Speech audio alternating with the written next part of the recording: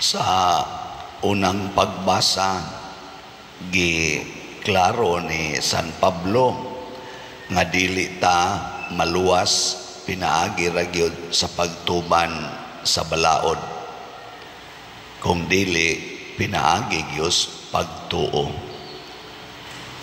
Lingiyay mong tupad ina nituo bagyod ka nga maluwas na ka.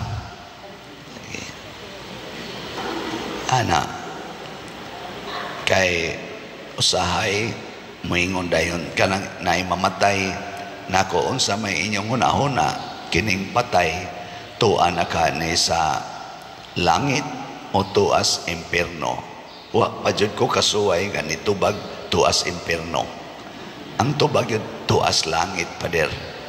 Ana alabi na ana diya sa minteryo kanang death anniversary nya magmisa ako kanikang atong gimisahan ron inyong paminaw asa nakaniron tuas langit o sa impierno langit pader.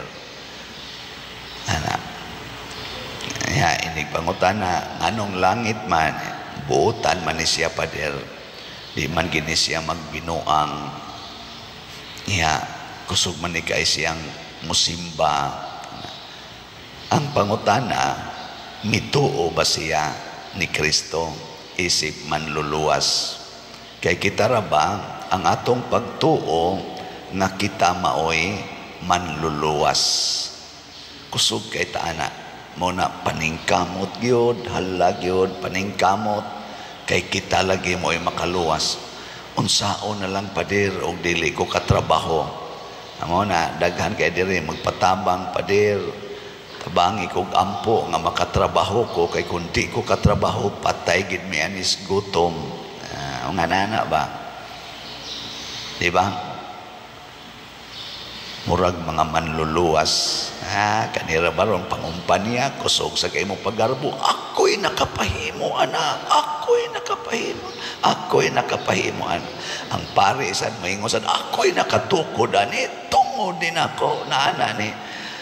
Wa tay angay pasigarbo matud pa ni San Pablo ngano man pulos ta nakasala kanang sala mga igsoon mao ginay mo banlod nato ngadtos kalautan nya kini sang atong kinabuhi dali ra kay ning betawag to bag huyang kayo kanilang akong tingog awa gahapon kusog-kusog gining tingog awa pagkayo ni siya mapagaw hibong lang ko pagkahapon na aksyon na mag struggle akong tutunlan nagmisa ko struggle naman wa baka ni maamong sa akong pag-blessing sa mga kandidato gabi kusog-kusog pa man to gabi wa baka to'y akong giblessingan ato yawanon kaayo nya lisod garing yawa ba ubay-ubay man gid sila diri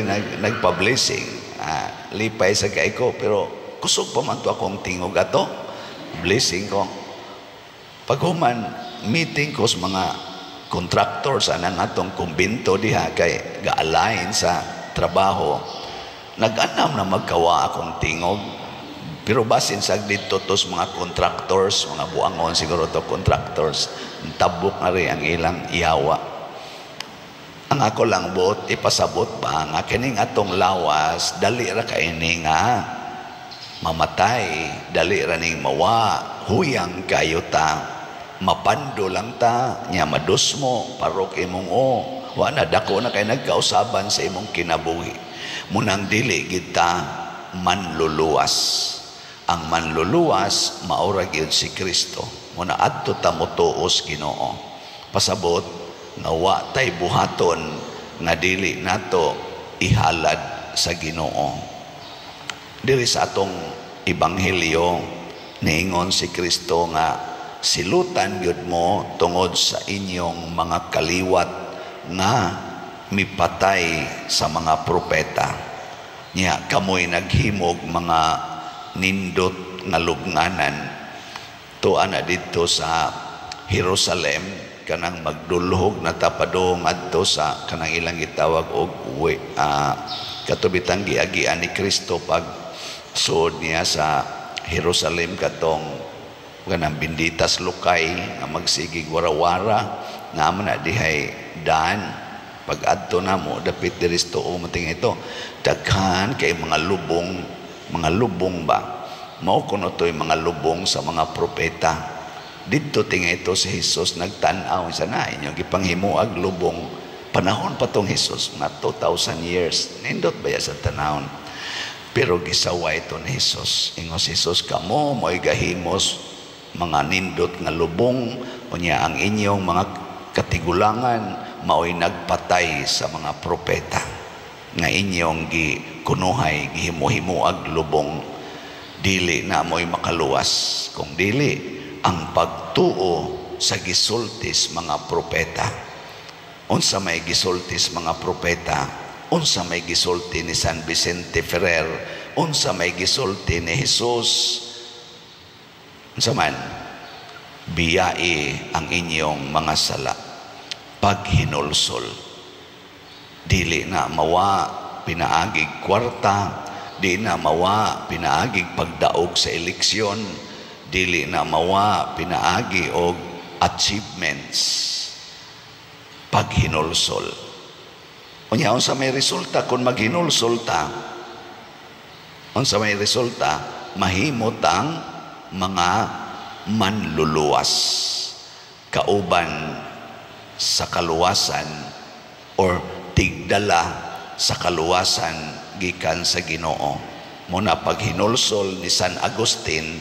sa iyang kabuang suna nahimo na siyang buutan nagdaan na siyang kaluwasan sa kalibutan paghinulsol ni San Ignatius of Loyola gikan sa iyang pagkaambisyoso nga pagkasundalo nahimo na siyang tigdala sa kaluwasan sa kalibutan hangtod karon paghinulsol ni San Pablo gikan sa iyang pagkamanlulutos hinulsol siya siyang sala nahimo na sad siyang agianan sa grasya sige lingay mong tupad ingna unsay imong angay hinulsulan kay basig wa na siya kibaw na unsa may angay nimong hinulsulan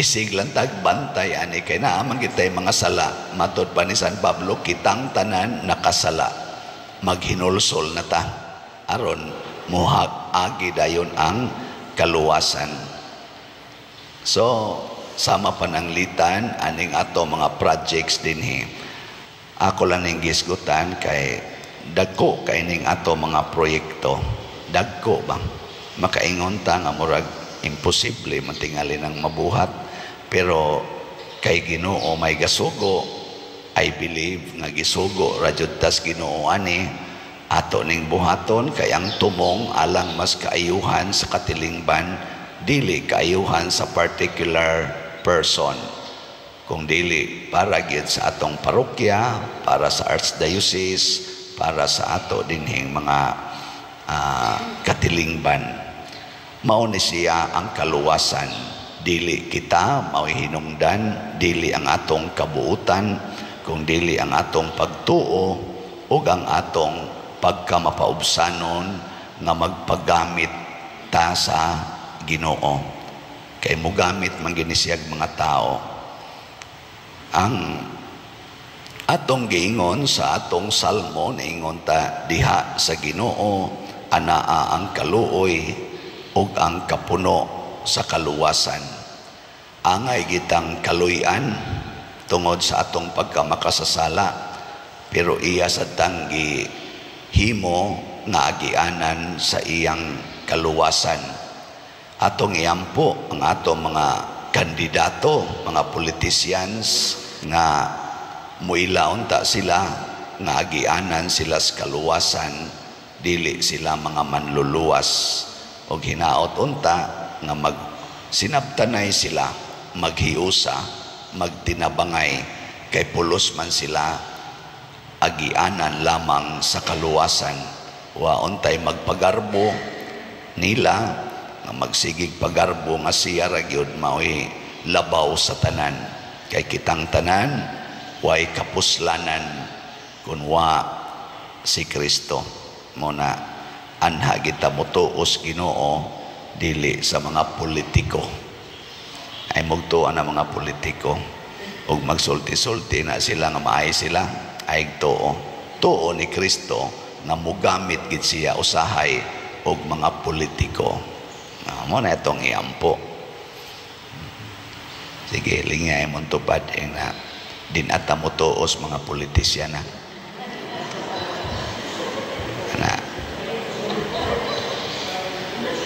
Pero atong tuuhan nga sila gamiton sa Ginoo. Adto ta mo tuos Ginoo, dili nila. Pero mo tuo ta gamiton sila sa Ginoo. Mo nay atong himuon. Sige, manindog data.